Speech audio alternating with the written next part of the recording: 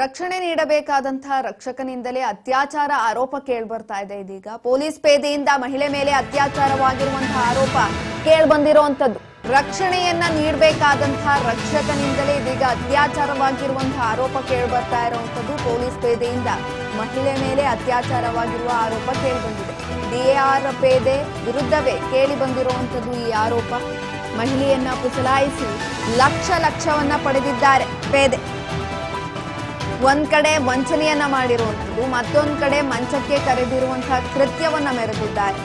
ರಕ್ಷಣೆಯನ್ನ ನೀಡಬೇಕು ಅಂತವರೇ ಇದೀಗ ಅತ್ಯಾಚಾರವನ್ನ ಮಾಡ್ತಾ ಇರುವಂಥದ್ದು ಆರೋಪ ಕೇಳಿ ಬರ್ತಾ ಇದೆ. ಇದೀಗ ಪೊಲೀಸ್ ಪೇದೆಯಾಗಿ ಕಾರ್ಯವನ್ನ ನಿರ್ವಹಿಸ್ತಾ ಇದ್ದಂಥವ್ರು ಮಹಿಳೆ ಮೇಲೆ ಅತ್ಯಾಚಾರಕ್ಕೆ ಮುಂದಾಗಿರುವಂತಹ ಆರೋಪ ಕೇಳಿ ಬರ್ತಾ ಇದೆ. ಡಿಎಆರ್ ಪೇದೆ ಆಗಿರ್ತಾರೆ ಇವರು, ಪೊಲೀಸ್ ಪೇದೆಯಾಗಿ ಕಾರ್ಯವನ್ನ ನಿರ್ವಹಿಸ್ತಾ ಇರ್ತಾರೆ. ಅವರೇ ಅತ್ಯಾಚಾರ ಮಾಡಿರೋದಾಗಿ ಆರೋಪ ಕೇಳಿ ಬರ್ತಾ ಇರುವಂಥದ್ದು. ಒಂದ್ ಕಡೆ ವಂಚನೆಯನ್ನ ಮಾಡ್ತಾ ಇದ್ದಾರೆ, ಇನ್ನೊಂದ್ ಕಡೆ ಮಂಚಕ್ಕೆ ಕರೆದು ಕೃತ್ಯವನ್ನ ಮೆರಿತಾ ಇರುವಂಥದ್ದು. ರಕ್ಷಣೆಯನ್ನ ನೀಡಬೇಕು ಪೊಲೀಸರು, ಆದ್ರೆ ಅಂಥವರೇ ಇಂಥ ಕೃತ್ಯವನ್ನ ಮಾಡ್ತಾ ಇದ್ದಾರೆ. ಇದೀಗ ಎಲ್ಲಿಗೆ ಹೋಗ್ತಾ ಇದೆ ನಮ್ಮ ಸಮಾಜ ಅಂತ ಗೊತ್ತಾಗ್ತಾ ಇಲ್ಲ. ಯಾಕಂತಂದ್ರೆ ಪೊಲೀಸ್ ಪೇದೆಯಾಗಿ ಕಾರ್ಯವನ್ನ ನಿರ್ವಹಿಸ್ತಾ ಇದ್ದಂಥವ್ರು ಮಹಿಳೆ ಮೇಲೆ ಅತ್ಯಾಚಾರಕ್ಕೆ ಮುಂದಾಗ್ತಾರೆ ಅಂತಂದ್ರೆ ಏನ್ ಹೇಳ್ಬೇಕು. ಈ ರೀತಿಯಾದಂತ ಆರೋಪ ಕೇಳಿ ಬಂದಿರುವಂತದ್ದು. ಇದೀಗ ಡಿಎಆರ್ ಆಗಿ ಪೇದೆ ಆಗಿ ಕೆಲಸವನ್ನ ನಿರ್ವಹಿಸ್ತಾ ಇದ್ರು, ಅವರ ವಿರುದ್ಧವೇ ಆರೋಪ ಕೇಳಿ ಬಂದಿರುವಂತದ್ದು. ಇದೀಗ ಮಹಿಳೆಯನ್ನ ಪುಸಲಾಯಿಸಿ ಅವರ ಹತ್ರ ಲಕ್ಷವನ್ನ ಕೂಡ ವಸೂಲಿ ಮಾಡಿದ್ದಾರೆ. ಒಂದ್ ಕಡೆ ವಂಚನೆಯನ್ನ ಮಾಡ್ತಾ ಇರುವಂತದ್ದು ಮಹಿಳೆಗೆ, ಮತ್ತೊಂದ್ ಕಡೆ ಮಂಚಕ್ಕೆ ಕರೆದು ಕೃತ್ಯವನ್ನ ಮೆರೆದಿದ್ದಾರೆ ಈ ಪೊಲೀಸ್ ಪೇದೆ. ನೀವು ಸ್ಕ್ರೀನ್ ಮೇಲೆ ನೋಡ್ತಾ ಇದ್ದೀರಲ್ಲ, ಅವರೇ ಈ ಪೊಲೀಸ್ ಪೇದೆ ಆಗಿ ಕಾರ್ಯವನ್ನ ನಿರ್ವಹಿಸ್ತಾ ಇರ್ತಾರೆ. ಅವರ ವಿರುದ್ಧವೇ ಇದೀಗ ಅತ್ಯಾಚಾರ ಆರೋಪ ಕೇಳಿ ಬಂದಿರುವಂತದ್ದು. ರಕ್ಷಣೆಯನ್ನ ನೀಡಬೇಕು ಈ ಒಂದು ಅಧಿಕಾರವನ್ನ ವಹಿಸಿಕೊಂಡಾದ್ಮೇಲೆ ಅಂತವರೇ ಇದೀಗ ಅತ್ಯಾಚಾರವನ್ನ ಮಾಡಿರುವಂತಹ ಆರೋಪ ಕೇಳಿ ಬಂದಿರುವಂತದ್ದು. ಒಂದಲ್ಲ ಎರಡಲ್ಲ 4 ಬಾರಿ ಅತ್ಯಾಚಾರದ ಆರೋಪ ಕೇಳಿ ಬಂದಿರುವಂತದ್ದು ಈ ಪೊಲೀಸ್ ಪೇದೆ ಮೇಲೆ. 112 ವಾಹನದ ಚಾಲಕನಾಗಿ ಕೆಲಸವನ್ನ ಮಾಡ್ತಾ ಇದ್ದ. ಇದೀಗ ಅವನ ವಿರುದ್ಧವೇ ಆರೋಪ ಕೇಳಿ ಬಂದಿರುವಂತದ್ದು. ಚಾಲಕನಾಗಿ ಕೆಲಸ ಮಾಡ್ತಿದ್ದಂಥವನ ಮೇಲೆ ಇದೀಗ ಆರೋಪ ಕೇಳಿ ಬಂದಿದೆ. ಚನ್ನಪಟ್ಟಣದ ಮಹಿಳೆಯನ್ನ ಮಂಚಕ್ಕೆ ಕರೆದು ಕೃತ್ಯವನ್ನ ಮೆರೆದಿದ್ದಾರೆ. ಮಹಿಳೆಯನ್ನ ಪುಸಲಾಯಿಸಿ 12 ಲಕ್ಷ ರು ವಂಚನೆಯನ್ನ ಕೂಡ ಮಾಡಿರುವಂತದ್ದು. ಈ ನಡುವೆ ಗಲಾಟೆ ಪ್ರಕರಣ ಸಂಬಂಧ 112ಕ್ಕೆ ಕರೆ ಮಾಡಿ ಮಹಿಳೆ ದೂರನ್ನ ಕೂಡ ಕೊಟ್ಟಿರ್ತಾರೆ.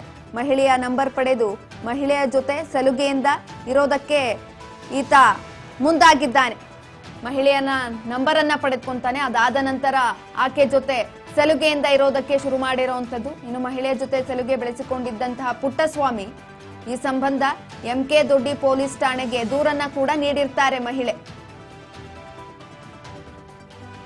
ಡಿಎಆರ್ ಪೇದೆಯಾಗಿ ಕೆಲಸ ಮಾಡ್ತಾ ಇದ್ದ ಪುಟ್ಟಸ್ವಾಮಿ ಇದೀಗ ಅತ್ಯಾಚಾರದ ಆರೋಪ ಕೇಳಿ ಬಂದಿರುವಂತದ್ದು. 12 ಲಕ್ಷ ರು ವಂಚನೆಯನ್ನ ಕೂಡ ಮಾಡಿದ್ದಾನೆ ಮಹಿಳೆಗೆ.